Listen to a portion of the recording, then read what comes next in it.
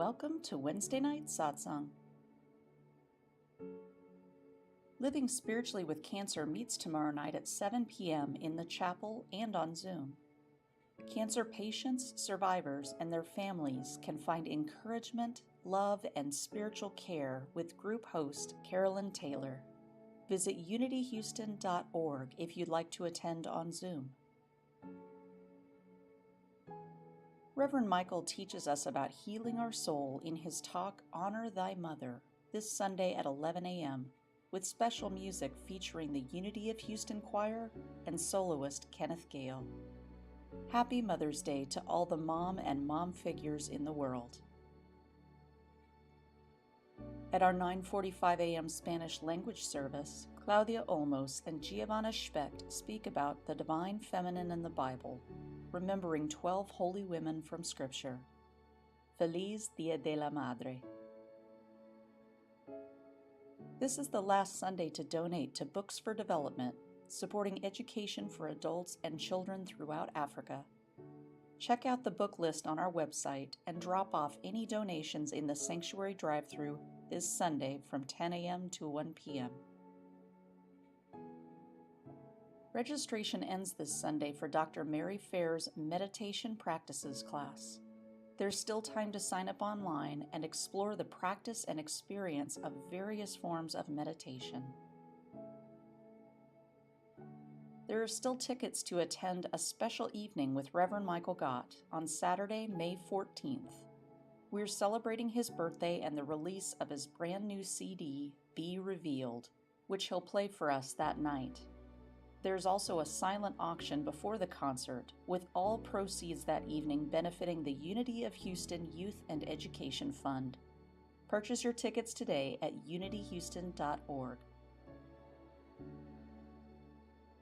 Our caregiver support group launches next Tuesday, May 10th from 2 to 3 p.m. on Zoom, providing valuable tools and resources that make your life easier and connect you with your most valuable resource, each other. Register in advance on our website to receive your Zoom link. And next Wednesday, join Reverend Jean Marie as we discover together the peace that arises from breaking free of our pain body as we continue our study of Eckhart Tolle's A New Earth. See you in the Pyramid at 7 p.m. Namaste.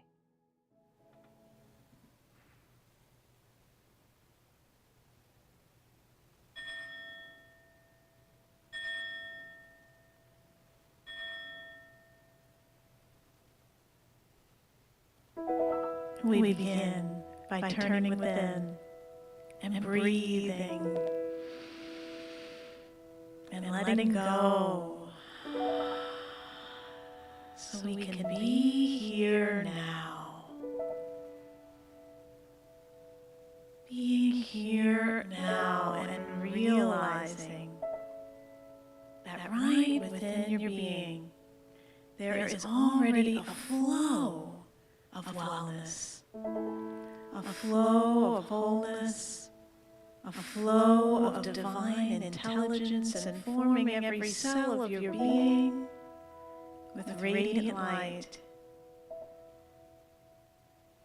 And so we call forth, we affirm, and we know the very truth of our being as healthy, whole, and well, releasing anything unlike the truth that God has for us that is already present of our innate wholeness and wellness. Breathing that in and feeling relief. Relief from any thoughts unlike the truth of our being. Freedom. Freedom in body, mind, and spirit is already here. And so we let it be. And we say, thank you, God. Thank you, God. Thank you, God. And so it is. Amen. Here at Wednesday Night Satsang, we are practicing unity principles, and one of the main practices of unity is affirmative prayer. And So this song, I am healed, whole, and healthy, is a series of affirmations. So we affirm it because it is the truth, and we allow that truth to resonate in our being so we can realize it even more and more into our experience. Let's sing together. I am healed, whole, and healthy. I relax and visualize. I am healed, whole, and healthy. I am well. I am well. I am healed, whole, and healthy. I accept and I receive. I am healed, whole, and healthy. I am well.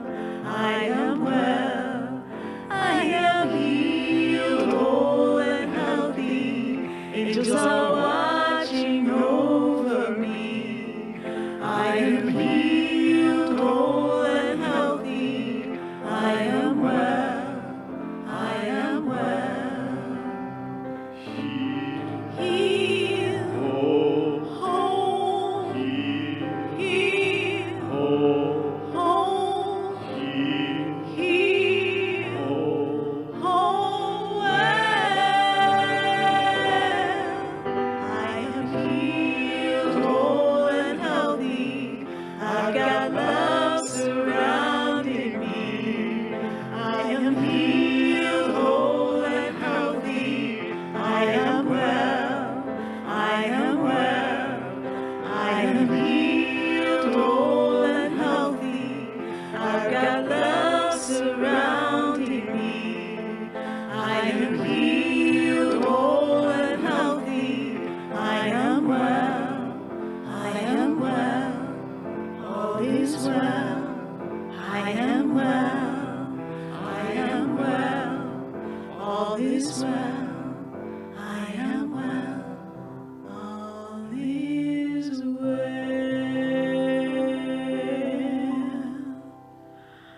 Doesn't that feel good? We move into our mantra chant, Loka Samasta. The meaning of these words is that may all beings be happy and free, and may my thoughts, words, and actions contribute in a positive way to their freedom and happiness. So let's know that as we sing together.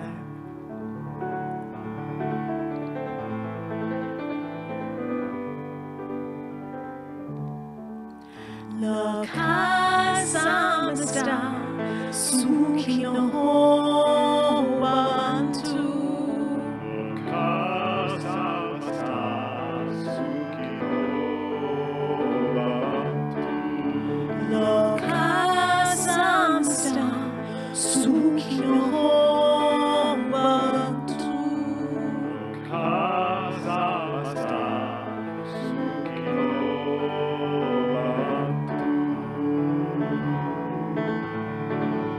Loka Samasta Sukhino Bhavantu.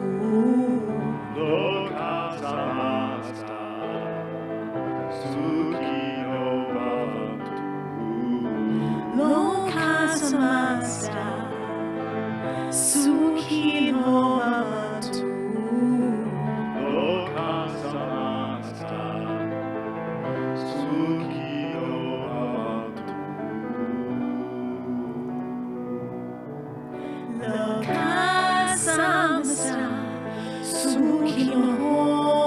Bhavantu.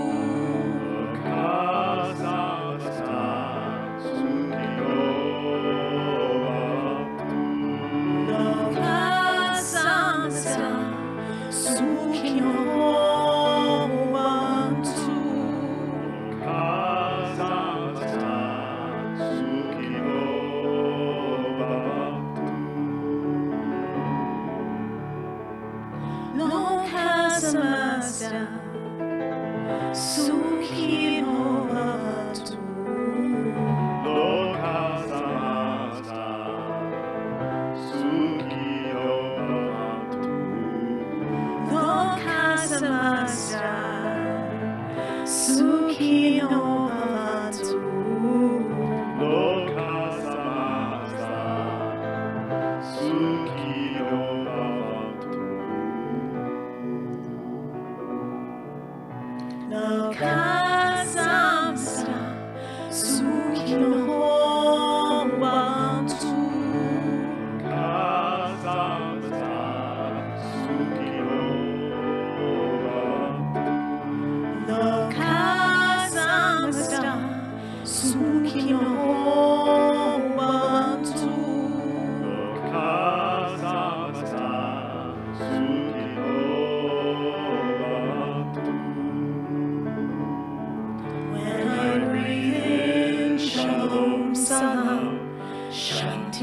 Shanti, Shanti, thoughts I'm thinking. Shalom, Salam. Shanti, Shanti, Shanti, words I'm speaking. Shalom, Salam. Shanti, Shanti, Shanti, all I'm feeling. Shalom, Salam. Shanti, Shanti, Shanti.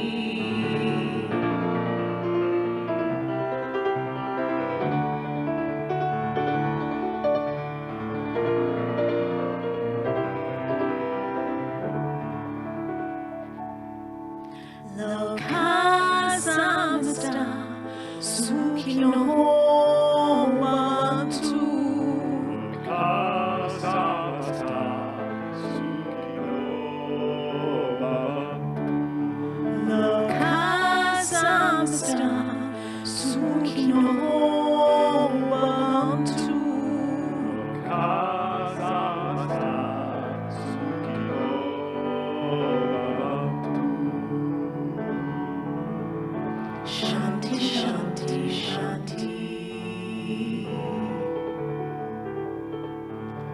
Shanti, Shanti, Shanti. Shanti, Shanti, Shanti.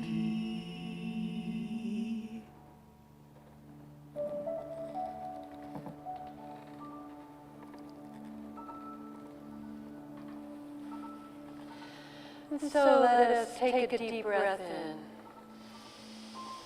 and release and let go. And with each successive breath, simply allow yourself to relax more deeply with each and every inhalation and exhalation. Adjusting your shoulders and allowing all the muscles that hold your shoulders in the front and in the back to relax and let go so that your arms hang from your shoulders with your hands resting gently on your lap. Allow that crown of your head to tilt to the ceiling with a long neck, spine straight, but not rigid. Relax with each breath, breathing into the frame of your body, relaxing it naturally, flexible and supple, yet alert and awake. Feel the smooth movement. Allow your hips to adjust themselves in the seat, and your legs to rest on the chair or the seat you've chosen, with your feet flat on the ground or folded beneath you, relaxed, breathing. Breathe in now and allow your mind to travel to your heart center. Breathing in, breathing out. And watch and allow your mind to be in your heart center for the next few breaths. Noticing any feelings or images that appear.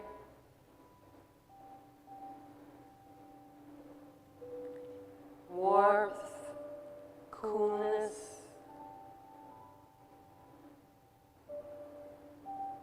relaxation, tension, breathing all the way in, all the way out, allowing. Notice any lightness or change in the color.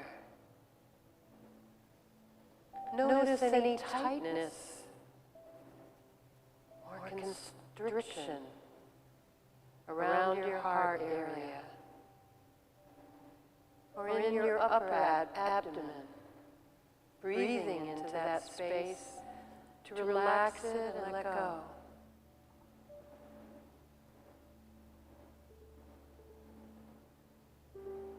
Notice any images that arise.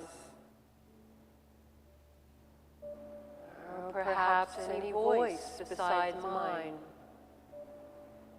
that draws your attention. And wordlessly now, release them and let them go. Tightness, constriction, words, images, back to the breath.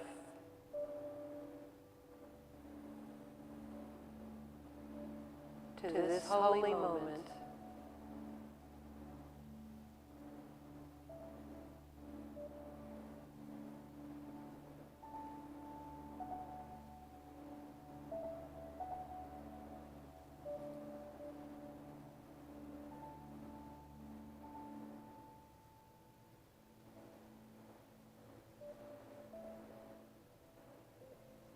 Breathe now all the way in, all the way out.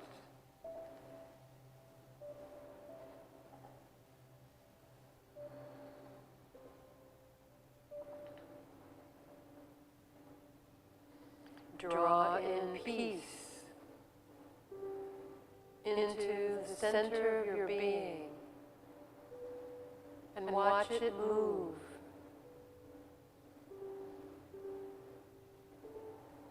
Breathe out love into the world,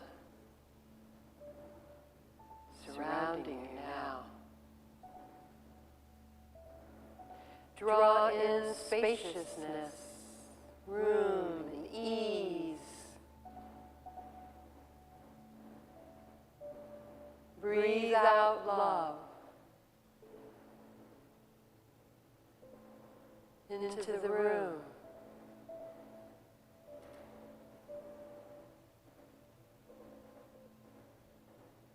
Breathe in joy and feel its lift in the beat of your heart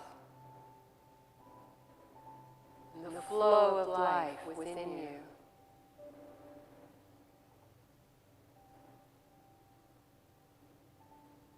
And breathe out love beyond this room and into the world.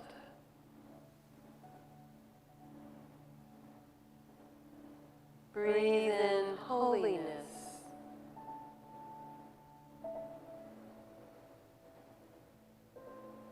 Breathe out blessing. And allow it to encircle the earth.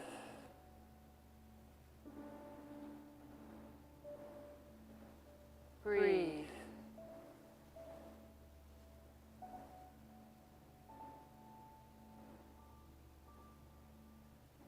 Breathe.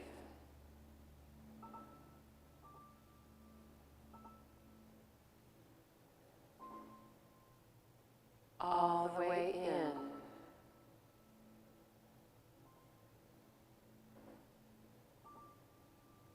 All the way out.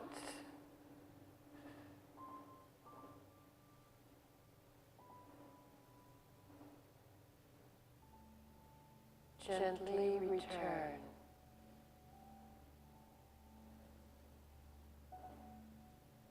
To your body, seated. To your breath, breathing. To your heart, beating.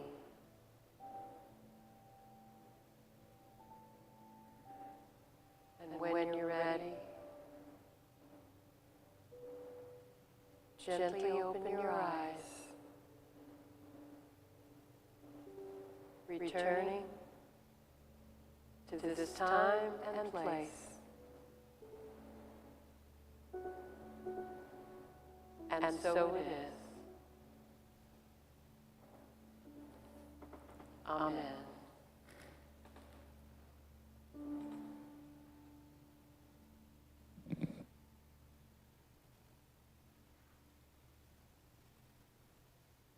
Out of that sweet energy of connection with the indwelling spirit, we move into our next practice, which is our spiritual practice of giving. The realization that we know that we are in the flow. And we know that we are in the flow of abundant good.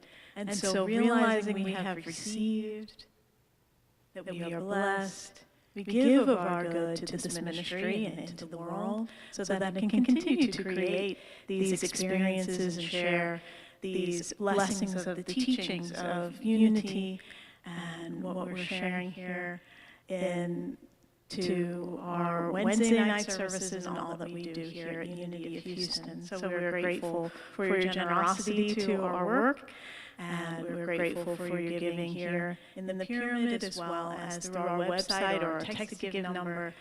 Many ways to give, and all wonderful and gratefully received. So let us hold our gifts in our hands or in our hearts as we bless our gifts and send them into the world with our offering prayer. Divine love through me blesses and multiplies all the good I am and have, all the good I give and receive. And so it is. Amen.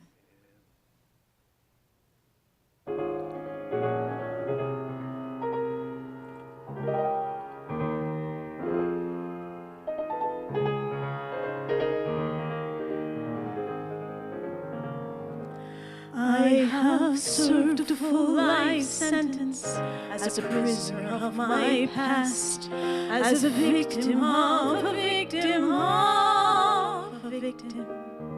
Seems my parents' left traps that held me fast, and they still catch me, even when I think I've licked them. Well, I have blamed them, I have fought them, but I never understood. All they really did was did the best they could. Is there a way to rise above? If I look at them with love, though I look at them full honest in the face, can I make my peace at last with the pieces of my past and enfold them in forgiveness's embrace, and enfold them in forgiveness's embrace.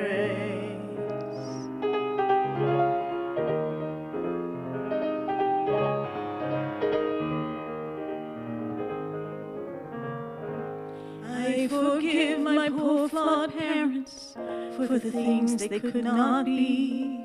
I forgive my valiant lovers for not completing me. And the hardest thing of all now, I forgive myself the sin of not being all I planned or all I thought I could have been. But there's an alchemy in time, transforms each grief and hurt and scar into this precious stuff of who we are. And there's a way to rise above if I look at them with love, though I don't deny that harm has taken place. I can make my peace at last with the pieces of my past and enfold them in forgiveness's embrace. Some call it wisdom, and some just call it grace. When I make my peace at last with the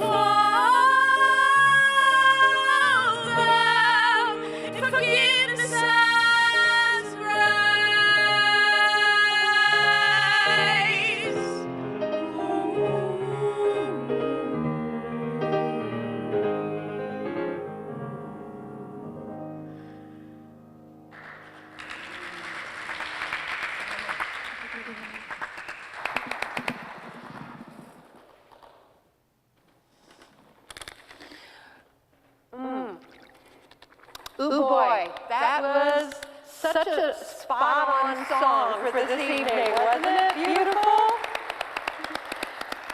But wait till you hear what the lesson is for this evening, because every piece of that song you're going to revisit a little bit, I believe. I'm very excited to bring you and your pain body here this evening. This is probably the most downer kind of talk you could possibly give, because it is speaking of the places where we're uncomfortable and the things that haunt us and the things that we keep thinking we feel but keep showing back up, and the ways in which we're just kind of rat race run by our stuff, right? And so I'm just going to kind of give you what Eckhart Tolle really does in this one chapter. It's really good. And this is the chapter where pain body comes up for the first time. But he starts talking about more about what we've been talking about, which is how our thoughts are moving us. And he says, thinking happens to you. You think you're thinking. You think it's volitional. You think it was your idea to start thinking, and that you're the one, the thinker, right? I am, therefore, I think, therefore I am, right? That kind of Western, deal. Far from it. Your thinking is happening to you, and you are responding to it. Whoa, how weird is that? And since the mind is conditioned by the past, you're then forced to reenact the past again and again. And come on, y'all, aren't we doing that? Aren't you still running over something this morning that was said to you? Something that you should have said back? Something that you wish you could pull back? That you wish you hadn't said or done? Something that you forgot? And one more time, this has come up again in your life, just when you thought you had it licked. These kinds of things that just keep playing over and over while we're running into new territory in our lives, moment by moment. Unexperienced life is coming at us, but we're dragging rehashed minutia back into it and soiling it before we even get to experience it. Thinking begets emotions, which are distinct from feelings. I like to distinguish these. So this is the Karen Tudor version. Take it with a grain of salt. Use it if it works for you. But for me, it helps for me to recognize emotions. I like the word motion there. Emotion just flies up and down with the thought. It's like, oh, this is such a beautiful day. Oh, I wish it was like this all the time, but it isn't. Oh, it's just so great that we're going to be able to go on our vacation together, but oh, the work I have to do when I get back, It's like that, right? We just go with the flow of our thinking. Feelings, however, are not up here. They're not run by our thoughts. They're not really connected to our thoughts very often. Feelings arise with our focus and with our presence. And the presence around our heart center, below our chins, is the other intelligence, the intelligence of the heart. And this is the place where our feelings arise. And this is the truth of us. And feelings have no opposites, right? Emotions are happy, sad, angry, neutral, or depressed. It's like there's this flow, this symphony of emotion. But feelings are peace. Peace has no opposite. Love. It's not hate. There is no opposite. The flow of love is either love is present or it's shut out. That's the only difference.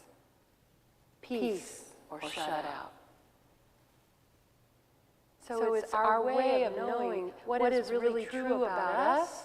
This is our authentic self. And this is our connection to our authentic self. And whenever you're tired of the merry-go-round, drop down below your chin, breathe into your heart, take a moment and inspect the territory down here in the great expanse of the limitlessness of your soul, of your heart. Eckhart Tolle says, thinking and emotions turn into ego only when you identify with them, and they take you over completely. That is to say, they become I. Emotion is the body's response to your mind. The body's response. That exhilaration, heart racing, or anger, flushing, the heat, that emotion with whatever it is, that thought that comes up and grabs you and takes your focus off of the peace, off of the love, off of this eternal, beautiful moment right here. Emotion is the body's response to your mind, and it can't tell the difference between an actual situation and a thought. It reacts to every thought as if it were reality. So every thought that you have, your body is reacting and responding with all of the physical chemicals and all of the nervous reactions and anxieties and all of the endorphins, if it's endorphin producing, or the chemicals of fight, flight, or fear that will just kind of rush through you. All of the things that are really toxic to your body, we just re-energize ourselves with these all of the time, depending on what thoughts we allow, the thoughts we entertain. He says ego is not only the unobserved mind, the voice in the head which pretends to be you, but also the unobserved emotions that are the body's response to what the voice in the head is saying. Past conditioning, usually from early childhood, brings things like this. People cannot be trusted. Nobody respects and appreciates me. I need to fight to survive. There is never enough money. Life always lets you down. I don't deserve love. These kinds of habitual thoughts or bedrock belief system that we have taken in and that we live from, no matter how much therapy we have, it's always a discovery that down below, underneath all this other stuff that it's been causing problems in my life is really just this belief that I still harbor, that I have failed in some way to let go or to replace with a deeper truth. He says we need to differentiate between the positive emotions that are ego-generated and deeper emotions that emanate from our natural state of connectedness with being, the ones I was telling you about, the ones that are deeper and truer. They're coming from an infinite source. He says positive emotions generated by the ego already contain within themselves their opposite, into which they can quickly turn. I was telling you before, exhilaration, that feels positive. I'm excited about this. This is going to happen. Unless, of course, it doesn't, It's like that. It's like the opposite is already built in. And we can just tease ourselves with expectation and anticipation, and then feed in letdown and loss, and revisit all the times it hasn't worked out the way I hoped, right? Past conditioning from childhood, wrong thing. Positive emotions generated by the ego already contain within themselves the opposite into which they can quickly turn. Up, down, up, down. Emotions exist within the realm of opposites. States of being can be obscured, but they have no opposite, right? They emanate from within you as love, as joy, as peace. Those are the aspects of your true nature. Every time you touch them, And they're always here. You don't have to wait for conditions, peaceful conditions, or someone to love you, or something to be joyful about out here. You don't have to wait for any of that. You already are the portal to bring it into experience first, into your life, and therefore into the world. You're the one bringing it when you remember to allow it to come from here. He tells a beautiful story, a funny story because it is also true about all of us. Let's listen to this. He says, this duck's lesson, it starts on page 137. Talk among yourselves. Here we go. He says, in the power of now, I mentioned my observation that after two ducks get into a fight, which never lasts long, they will separate and float off in opposite directions. They each will flap their wings vigorously a few times, thus releasing the surplus energy that built up during the fight. After they flap their wings, they float on peacefully, as if nothing had ever happened. Now, if the duck had a human mind, it would keep the fight alive by thinking, by story making. This would probably be the duck story. I don't believe what he just did. He came to within 5 inches of me. He thinks he owns this pond. He has no consideration for my private space. I'll never trust him again. Next time he'll try something else just to annoy me. I'm sure he's plotting something already. But I'm not going to stand for this. I'll teach him a lesson he won't forget. Familiar? We ruminate, we pout, we steel ourselves, we wish we'd said, we wish we'd stood up sooner in that moment, right? And on, the mind spins its tail, still thinking and talking about it days, months, sometimes years later. As far as the body is concerned, the fight is still continuing, and the energy it generates in response to all those thoughts is emotion, which in turn generates more thinking. This becomes the emotional thinking of the ego. You can see how problematic the duck's life would become if it had a human mind. But this is how most humans live all the time. No situation or event is ever really finished. The mind and the mind-made me and my story keep it going. He says, we are a species that has lost its way. We have great intelligence. We have great minds. We have great potential.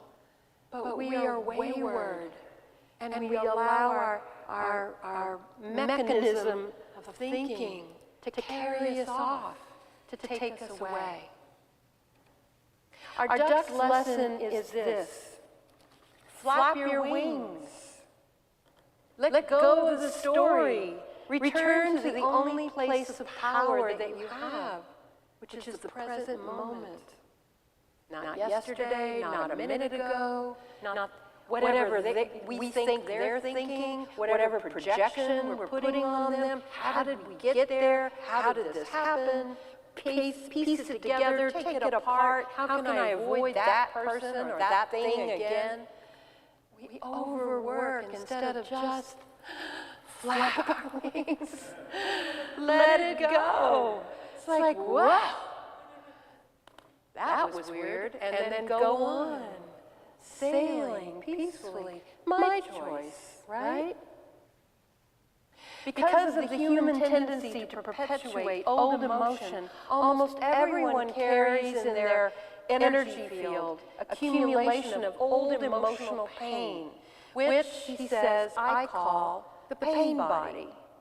We can learn not to keep situations or events alive in our minds, but to return our attention continuously to the pristine, timeless, present moment rather than be caught up in mental movie making, right? Our very presence, capital P presence, becomes our identity. Instead of the false ego thinking, emotion, up and down, and story making, and telling ourselves what we're going to do next time, and how we should have done it different that time, and replaying our lives. Presence becomes our identity, and the more we practice it, the longer and the more we identify with timelessness and with our true power.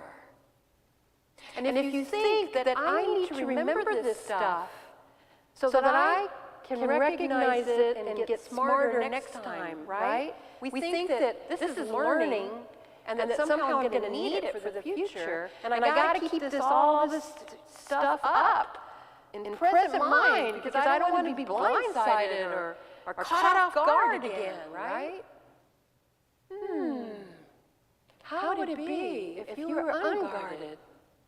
How would it be if you were just present and breathing and feeling and allowing and greeting the moment, the pristine moment that keeps opening itself like a flower around you, and you entered it, and then you did another one, and you did the next one. Do you think you'd be any less prepared for whatever happens by being your authentic self with infinite power and access to all the life and love and goodness and joy and peace and power that you have? I'll tell you for sure, your life would unfold in a very different way. And you know what else would happen? The people around you would have to respond to you differently. They could not pull out their usual stuff because they don't know who you are. You showed them something else, and they don't know how to field that ball. You threw it, a wild pitch to them, and they're not sure what they're supposed to do. And then they get a moment of clarity. And they have to get creative. And look out. No telling what could go right with that, right?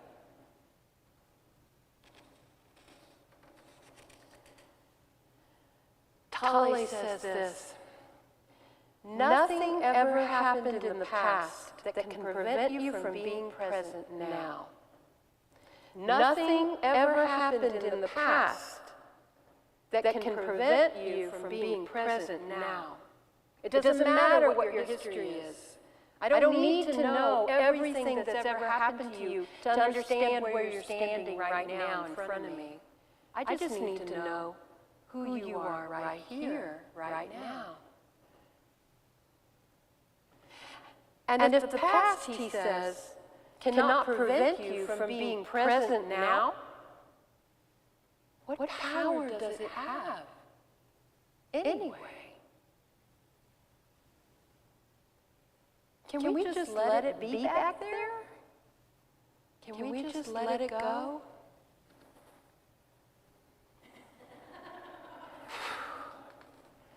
And if you think you have to remember the past to deal with the future, know that being present to this moment and your true feelings, they will guide you to use the proper past information that can provide resource to you now. Think about how many times in your life you've been caught off guard and how you survived. Even if you learned something that you would do differently, if you did, well, you're wiser and got more tools and you've got some things, great. Well, you'll be even better equipped. There's still no reason to go back and relive this. Drag yourself through the emotion, through the anger, through the feeling, through the fear, over and over again. There's no protection in that. There's no guide in that. There is no wisdom in it.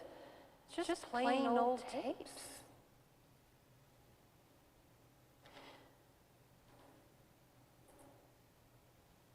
The key is always going to be in unlocking your mind and heart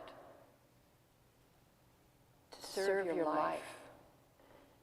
The key is always right here, right now. If you're not sure, stop thinking. If you're not sure what to do, after you've already this, or maybe that, or should it be this way, or 6 of those, or should I call somebody, or should I look it up, or should I Google it? What if I just be still a moment?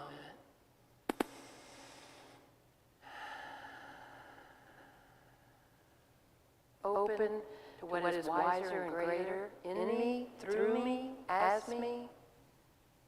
What could I see? What is it I really want? Peace, love.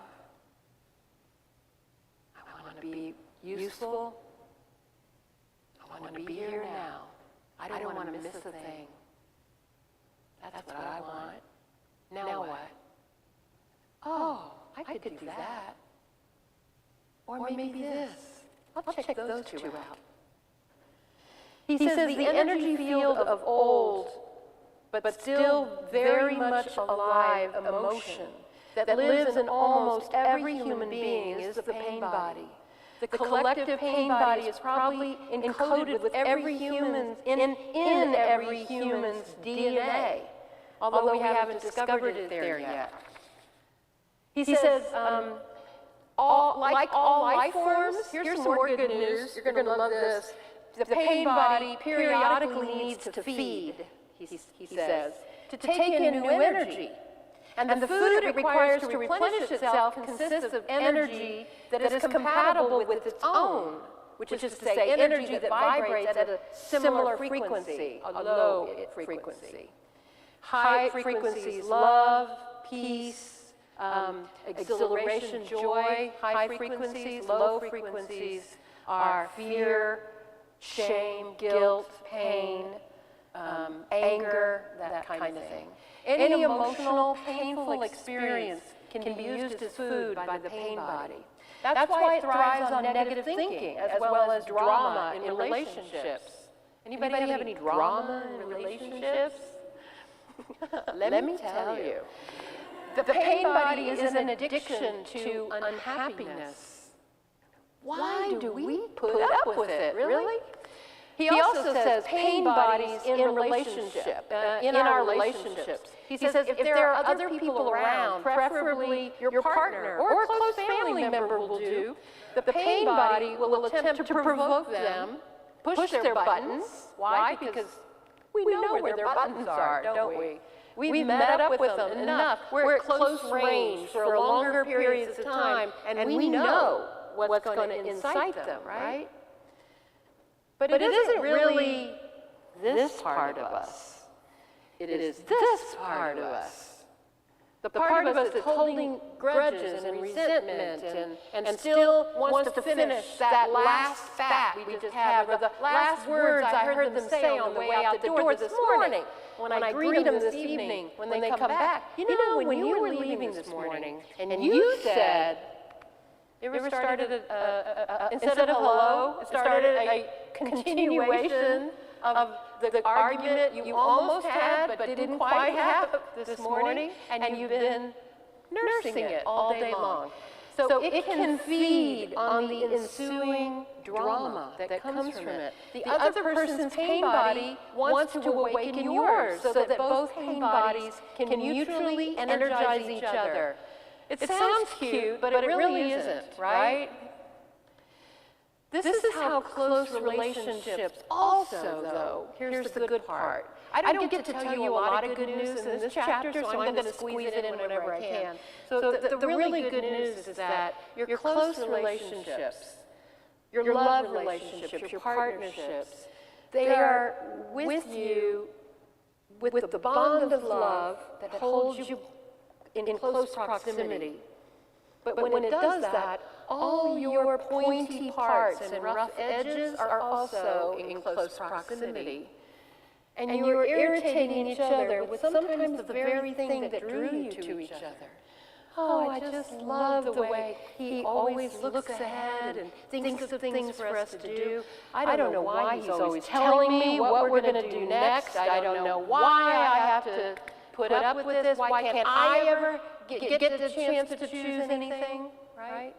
The very thing that drew me is the very thing that irritates me now. But what it's for is really not just to feed my pain body.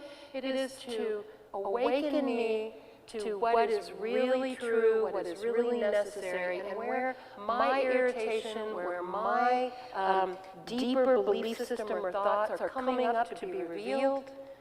And I get to choose when I see it, and I'm out of it, and I'm not it. My ego is lifted off my face, and I can actually look at it and say, you know what, I don't choose to be that person anymore. I don't need to say that anymore. I don't need to do that anymore. I'd like to be free. I'd like my power back. I'd like to be at peace. I'd like to feel love instead of that. And I can become a bigger, more compassionate, greater soul in expression. Every time I can remember it, and I can wake up to it. Our relationships are there for that reason, to help us heal, if we will allow the love to overwhelm the frustration and the upsets. Pain bodies also are at the places where we work, or where we have less familiar circumstances, where we just are, just kind of ambient judgment, on the bus, let's say, or in line at H-E-B, or wherever it is that we happen to be taking care of business, and we're waiting and watching, and we're examining other people. We're sitting in a restaurant waiting to be served, and we see how other people are eating their food and what their lives are like, and we make decisions about them, and we judge, right? The aversion is an opportunity to wake up and find something attractive or lovable, or at least neutral, to focus on. It's our opportunity to practice in that moment, to think up another story, instead of the one that was nursing my judgment, my lower thought. Instead, I could consider what a beautiful person is sitting over there. Wow, they really know how to dress. That person over there has really sitting and reading while they're eating, making time, and it's like something I need to remember. Bring my book next time. Kinds of things that you can look at and either grow in appreciation in the beauty all around you and the light that you see. He also talks about how it is that the collective American pain body, he says the foundation of the American economic prosperity that we enjoy in this country rested on the labor of 4 to 5 million black slaves. In fact, the suffering inflicted on Native and Black Americans has not remained confined to those two races, but has become part of the collective American pain body. So in addition to our own personal individual, we have a collective cultural pain body that we all share in, that we all carry, that we're all part of. It is always the case that both victim and perpetrator suffer the consequences of any acts of violence, oppression, or brutality. For what you do to others, you do to yourself. It's inescapable. We all carry it. Therefore, when we wake up here, we wake up with infinite power to heal, to forgive, and to change our history, take it to another level. We have the power to do that as we wake up to it and as we are willing to have a different story.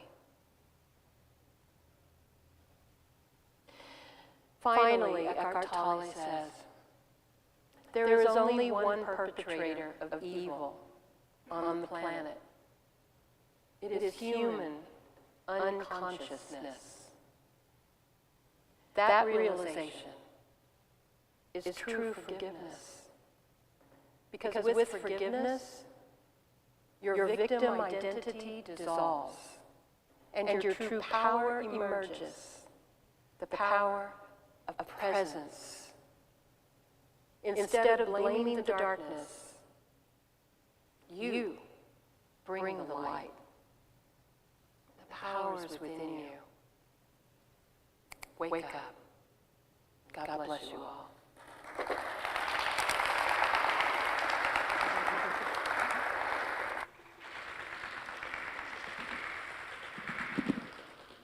Thank you, Reverend Karen.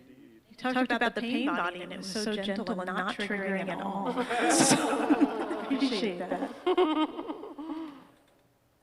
Earlier, when you began speaking, you talked about love is all. That it is all of peace, and love is a natural state. And I remember along the way learning that all communication, therefore, is either an expression of love or a request for love. And I remember when I first heard that, I didn't spend very long, but I spent a few minutes sort of, do I agree with that or not? But then, of course, if love is everything, then how can you not, right? All communication is either a demonstration of love, expression of love, or a request of love. And then, as I lived into that for a while, I tried to embody that principle. I also began to appreciate that the moment you recognize that there's a request for love, then give it. Give it. I mean, don't even waste a nanosecond on deciding. It's like, it's just like any request of love. And then, of course, there are some skillful requests and some very unskillful requests that the request is the same anyway. And so if I can live in that space, then I think there's a constant flow of love coming and going and all my thoughts, words, and actions. I'm so glad you said that, David, that you brought that up, because the truth of it speaks to a deeper truth, that it has to be also a corollary, I guess you would say, of the truth, is that if every communication is either an act of love or a request for love, then it's saying intuitively that love is always present. And so love is all we are, and love is always here.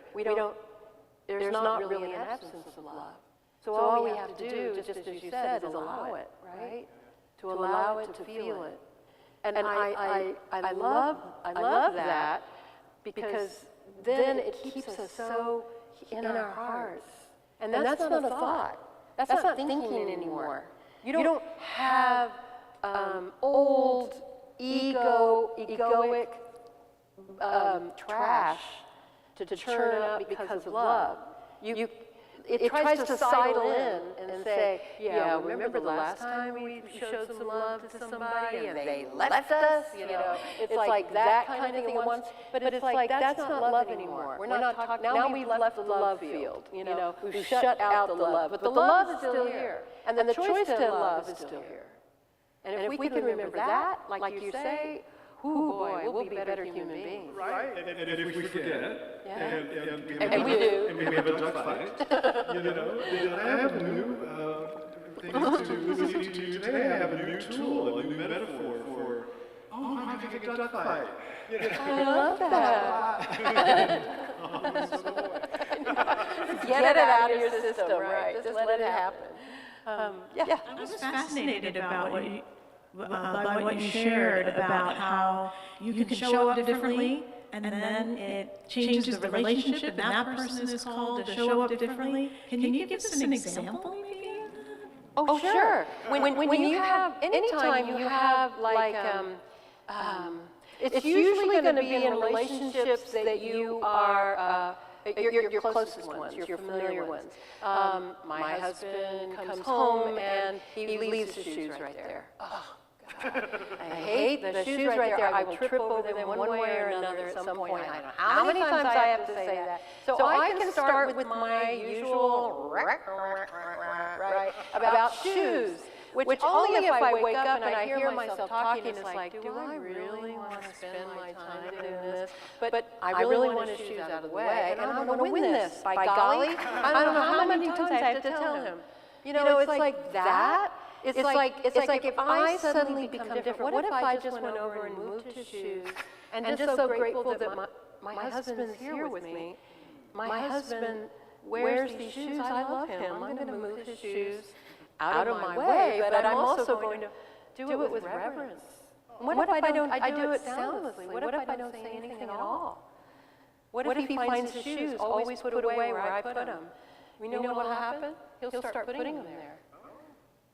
And what will happen? We'll feel closer than ever.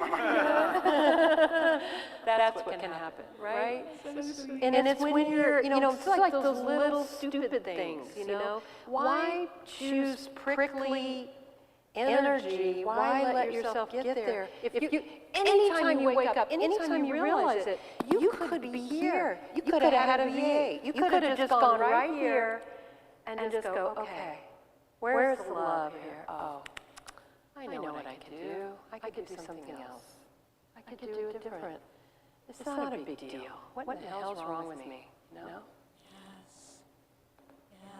I so appreciated that, what you shared about what you had in the chapter about our collective pain body too, that we share an American pain body.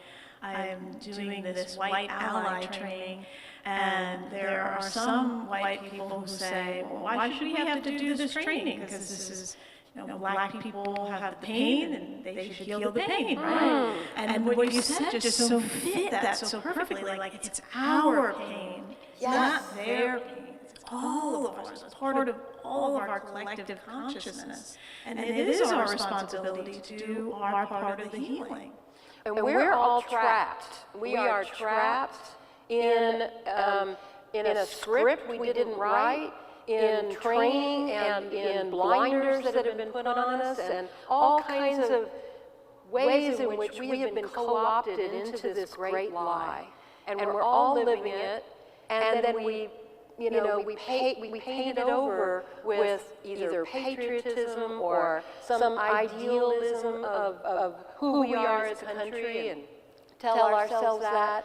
And at the same time, we see, there's evidence that it's not that way for everybody, and it's not that way maybe for me either. And yet we're all striving. Somehow we think we failed if we're not meeting that ideal, but at the same time, we're fettered, we're held back. It doesn't matter who we are. We all have a place to play. We could all be freer if we work together, if we really do find our way of waking up to see. It's really what he says here, it's the unconsciousness that it is the devil. If there's a devil here on this planet, it is unconsciousness. Wake up, smell it, taste it, look at it, call it what it is, see it, be willing to feel it, and then only then can you heal it. And we do that together. We unite together. It's not any one side's problem. It is everyone who is a part has a part, Don't you think? That pain body that just kind of takes over and shows up, and it's this big thing, and that I see a lot of road rage in Houston. I don't know if you all do, but and that's what I experienced. Like, oh wow, there's this crazy manic driving and people getting into unnecessary accidents and just acting out from these emotions, and just kind of take over, and have nothing to do with the person that they hit on the road, and everything to do with that pain body just kind of running their life unconsciously. I'm struck also by something you said, that there's nothing in the past that must inform my present state of love, forgiveness, that's not exactly... Capability. Capability, okay. And yeah, there is, I'm not disputing that conceptually, but the part of me that eats and sleeps and inhabits the human condition, and just in fact all of our discussions about pain body, and now there's a collective pain body, it seems a bit conceptual to say, or naive maybe, even to say that there's nothing about the past that needs to inform the peace of my present. I get it conceptually, but as far as to live it, I think I need some more immediate tools. And one that came to me while I was listening is something a memory specialist was sharing, that we don't really remember what happened. It doesn't even matter what it is. We don't remember what happened. We remember our last memory of what happened. And so we're basically thinking of a photocopy of a photocopy of a photocopy of a photocopy of a photocopy. And that's useful because, I mean, just as an idea, I find that useful because A, it kind of erodes the power of the memory. It's not as quite as visceral as I might first think it, but it also is useful in that I can rethink it. I'm sure I'm alone as I'll have a thought of something stupid I said, or something some mistake, some human mistake, and even it's my head checked. And sometimes the next bit will come in, it's like, ah! And then, but if I look at it, and then I think, and, using tonight's lesson, there's nothing about the past that needs to inform the peace of my present, then I can remap, I can literally practice a different thought.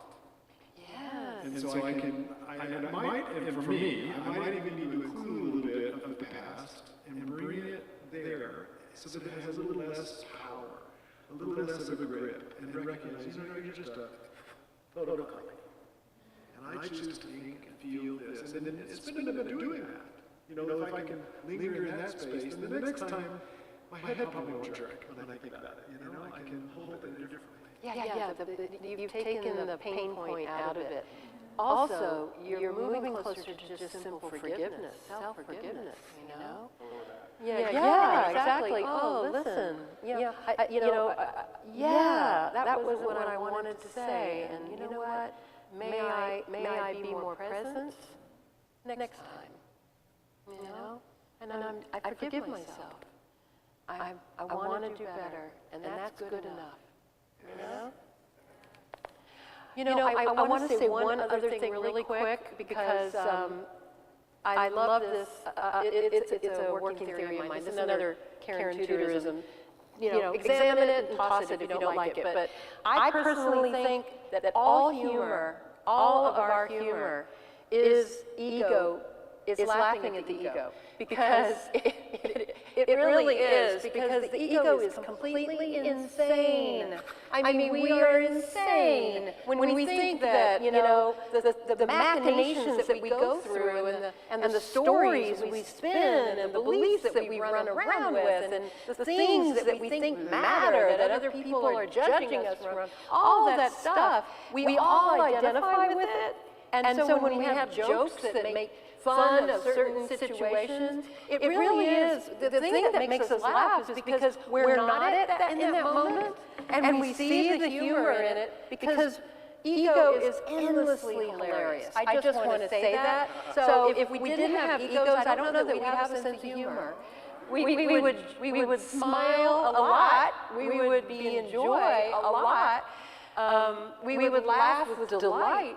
But I don't know that we would be laughing if we didn't have egos. I don't know that we would have humor and comedy, because, I mean, really, our egos are crazy. Anyway, that's that. I wanted to just throw that out there.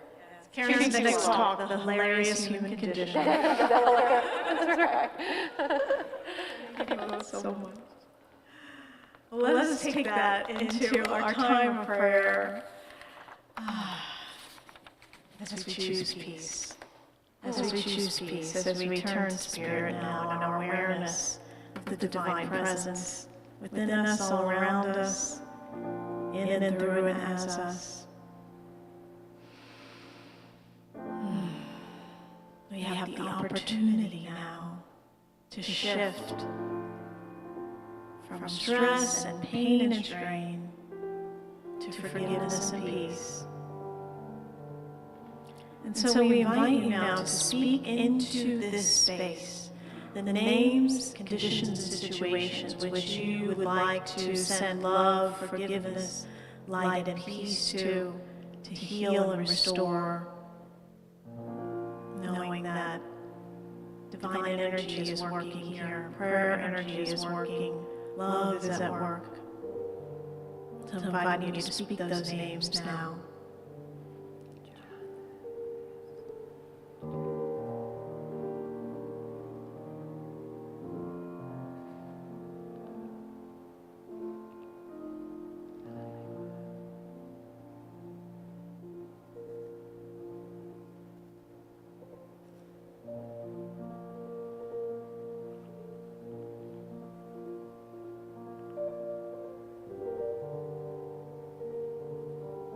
Let there be peace. Let there be love. Let there be understanding. Let there be harmony. We let it be. We let it be. And so it is. Amen.